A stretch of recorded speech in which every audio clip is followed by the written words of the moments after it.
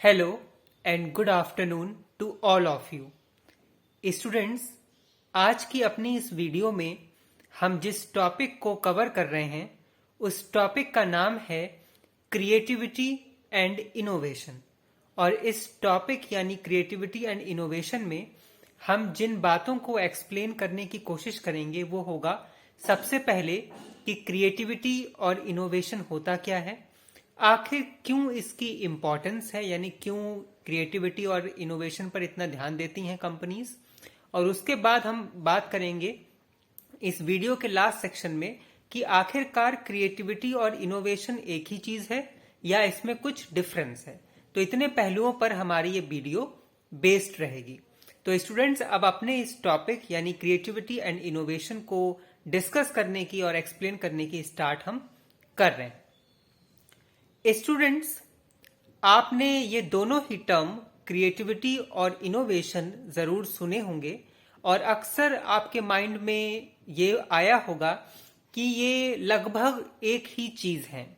तो स्टूडेंट्स, ऐसा कहा जा सकता है कि ये लगभग एक ही चीज है, लेकिन ये बिल्कुल सिमिलर नहीं है, इनमें डिफरेंस होता है। तो बात आती है कि आखिर क्रिएटिविटी है क्या और इनोवेशन है क्या। तो स्टूडेंट्स, क्रिएटिविटी वो चीज होती है जैसे आपके माइंड में किसी भी चीज को लेकर कोई आइडिया है, कुछ आप इमेजिन कर रहे हैं यानी सोच रहे हैं। तो ऐसी जो चीज है जो आप इमेजिन कर रहे हो वो चीज क्रिएटिविटी कही जा सकती है। और जब उस इमेजिन की गई चीज को यानी सोची हुई आइडिया को जब आप इंट्रोड्यूस कर देते हैं या उसको इम्प्लीमेंट कर देते हैं तब वो कन्वर्ट हो जाता है क्रिएटिविटी से इनोवेशन में और इनोवेशन कहलाता है। तो अगर आपसे ये पूछा जाए कि क्रिएटिविटी और इनोवेशन है क्या, तो क्रिएटिविटी में आप सोचते हैं यानी इमेजिन करते हैं कि आपके माइंड में कई तरीके के आइडिया आ रहे हैं किसी एक पार्टिकुलर चीज को लेकर, और जब आपने उन आइडिया को इंट्रोड्यूस कर दिया, वो इम्प्लीमेंट हो गए, तो वो हो गया इनोवेशन। तो इसको इस तरीके से भी कह सकते हैं कि पहले क्रिएटिविटी होगी और फिर वही क्रिएटिविटी जब इंट्रोड्यूस और इम्प्लीमेंट हो जाएगी तब वो इनोवेशन कहलाएगी। ओके स्टूडेंट्स, तो ये एक डिफरेंस भी बन सकता है। आप इसको इस तरीके से लिख सकते हो एग्जाम में कि creativity is imagination of ideas while innovation is the implementation और introduction of ideas. Okay, innovation को एक और दूसरी तरीके से भी आप लिख सकते हो एग्जाम में कि जब आप या तो बिल्कुल कोई नई चीज को इंप्लीमेंट करो तो वो इनोवेशन है, या कोई पुरानी ही चीज में कुछ नया इंट्रोड्यूस कर दें तो वो इनोवेशन है। और इसको इंग्लिश लैंग्वेज में इस तरीके से लिख सकते हैं कि innovation means introducing something new और introducing old things in a new और डिफरेंट वेज, तो दैट इज कॉल्ड इनोवेशन। तो स्टूडेंट्स, क्रिएटिविटी हो गया इमेजिनेशन ऑफ आइडियाज, और जब उन आइडियाज को हमने इंप्लीमेंट कर दिया, उनको इंट्रोड्यूस कर दिया बिल्कुल नए तरीके से, या पुराने ही आइडिया में कुछ नया इंट्रोड्यूस कर दिया, तो वो हो गया इनोवेशन। तो ये स्टूडेंट था क्रिएटिविटी क्या है और इनोवेशन क्या है, और पहले क्रिएटिविटी आएगा और फिर बाद में इनोवेशन। ओके, अब हम आपको बता रहे हैं कि आखिरकार क्यों कंपनियां क्रिएटिविटी और इनोवेशन पर इतना फोकस करती हैं, यानी इसकी क्या इंपॉर्टेंस है।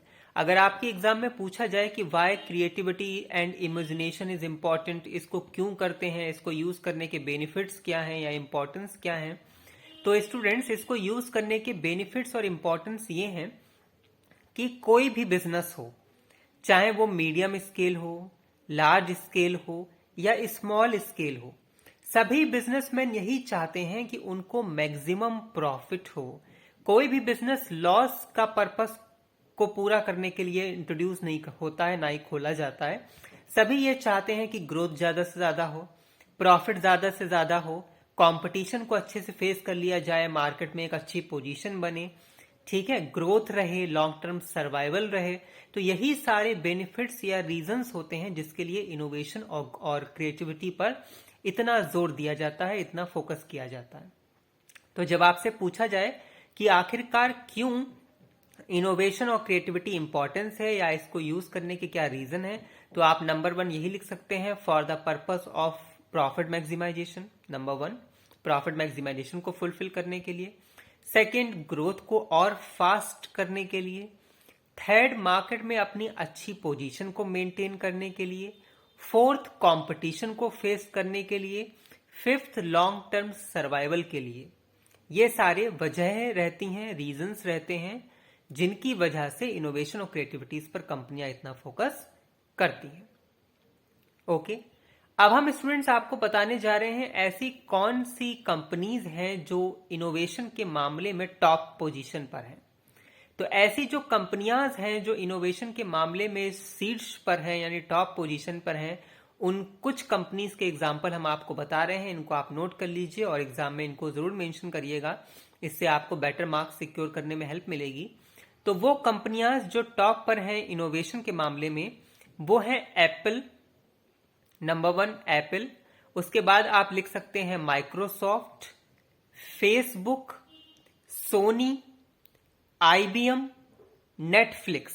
तो ये कुछ कंपनीज के हमने आपको नाम बताए हैं जो इनोवेशन के मामले में टॉप पर हैं। एक बार फिर से अच्छे से सुन लीजिए, Apple, Microsoft, Facebook, Sony, IBM, Netflix, ये सब टॉप पोजीशन पे हैं मोस्ट इनोवेटिव कंपनीज के तौर पर। ओके स्टूडेंट्स, अब हम अपनी इस वीडियो के लास्ट सेक्शन में स्टूडेंट्स आपको ये बताने जा रहे हैं कि आखिरकार इनोवेशन और क्रिएटिविटी एक ही है या इसमें कुछ डिफरेंसेस हैं, और अगर डिफरेंसेस हैं तो वो क्या है। स्टूडेंट्स, इनोवेशन और क्रिएटिविटी एक बिल्कुल भी नहीं है, ये सिमिलर लगता है लेकिन इसमें सिमिलरिटी नहीं है, डिफरेंस है। तो स्टूडेंट, सबसे पहला डिफरेंस यही है जो हमने अपनी इस वीडियो के स्टार्टिंग सेक्शन में आपको बताया कि क्रिएटिविटी इमेजिनेटिव प्रोसेस है, और जब आपने उस इमेजिनेटिव प्रोसेस को इंट्रोड्यूस कर दिया और इम्प्लीमेंट कर दिया तो वो इनोवेशन है। तो सबसे पहला तो डिफरेंस आप यही लिख दीजिएगा कि creativity is the imagination of ideas और इनोवेशन इज द इंट्रोडक्शन और इम्प्लीमेंटेशन ऑफ दैट आइडियाज। या फिर आप इस तरीके से भी लिख दो कि जब आप कोई नई चीज पूरी तरीके से इंट्रोड्यूस करो या कोई पुरानी चीज को नए तरीके से इंट्रोड्यूस करो थोड़ा बहुत उसमें चेंजेस करके, तो वो इनोवेशन है। तो ये तो पहला डिफरेंस हो गया। इसके अलावा सेकेंड डिफरेंस ये कहा जा सकता है क्रिएटिविटी और इनोवेशन में कि अगर हम रिस्क की बात करें कि रिस्क किसमें ज्यादा है या किसमें कम है, तो क्रिएटिविटी में रिस्क कम है जबकि इनोवेशन में रिस्क ज्यादा है। जाहिर सी बात है, आप किसी चीज को सोच रहे हो तो सिर्फ आप इमेजिन ही कर रहे हो, उसमें कोई रिस्क नहीं है। जबकि आप उस सोची हुई चीज को इंप्लीमेंट कर रहे हो तो उसमें रिस्क है कि वो इन फ्यूचर कैसा रहेगा, सक्सेस होगी कि फेल्यूर होगा, या कितने % सक्सेस और फेल्यूर होगा। तो रिस्क क्रिएटिविटी में नहीं है, इनोवेशन में है। ये सेकेंड है। अब थर्ड अगर डिफरेंस की हम बात करें तो पैसा किस में ज्यादा लगेगा, यानी एक्सपेंसिव क्या है या कॉस्टली क्या है। तो क्रिएटिविटी कॉस्टली नहीं है जबकि इनोवेशन एक्सपेंसिव या कॉस्टली है। जाहिर सी बात है, आप कोई चीज सोच रहे हो, इमेजिन कर रहे हो, तो उसमें कोई पैसा नहीं लग रहा है सोचने के लिए, लेकिन उस सोची हुई चीज को जब आप इंप्लीमेंट कर रहे हो, इंट्रोड्यूस कर रहे हो, तो उसमें खर्चा आएगा, पैसा लगेगा। तो ये थर्ड डिफरेंस हुआ क्रिएटिविटी और इनोवेशन में कि क्रिएटिविटी एक्सपेंसिव नहीं होती जबकि इनोवेशन एक्सपेंसिव हो सकता है। फोर्थ डिफरेंस इनोवेशन और क्रिएटिविटी में आप ये कह सकते हैं कि क्रिएटिविटी क्वांटिफेबल नहीं है जबकि इनोवेशन क्वांटिफेबल है। इसका मतलब यह है कि क्रिएटिविटी को क्वांटिटी टर्म में मेजर नहीं कर सकते कि कितना % वो हुआ, कितना नहीं हुआ, कितना सक्सेस हुआ, कितना फेल्यूर हुआ, जबकि इनोवेशन को आप मेजर कर सकते हो। तो creativity can't measure but innovation will be measured. तो ये डिफरेंसेस हुए क्रिएटिविटी और इनोवेशन में कि क्रिएटिविटी में रिस्क नहीं है, इनोवेशन में रिस्क है।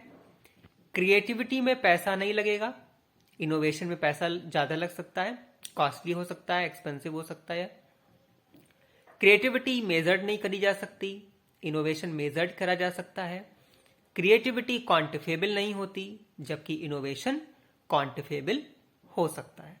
तो स्टूडेंट्स, ये आज का हमारा टॉपिक था जिसमें हमने आपको बताया कि क्रिएटिविटी क्या है, इनोवेशन क्या है, उन दोनों में डिफरेंस क्या है, ऐसी कौन सी कंपनीज हैं जो क्रिएटिविटी और इनोवेशन के मामले में टॉप पर हैं यानी शीर्ष पोजीशन पर हैं, अच्छी पोजीशन अचीव की हुई है उन्होंने, और इसके अलावा आखिरकार वो कौन से रीजंस हैं जिसकी वजह से क्रिएटिविटी और इनोवेशन पर इतना फोकस किया जाता है, या वो बेनिफिट्स कौन से हैं या इम्पोर्टेंस क्या है। तो हम आपको उम्मीद करते हैं आपसे कि आपको ये टॉपिक इनोवेशन और क्रिएटिविटी समझ में आया होगा। हमसे ऐसे ही जुड़े रहिए और हमें ऐसे ही अपना मोटिवेशन देते रहिए। Please subscribe our channel and share it. Thank you so much. Good luck. Have a nice day. Bye bye.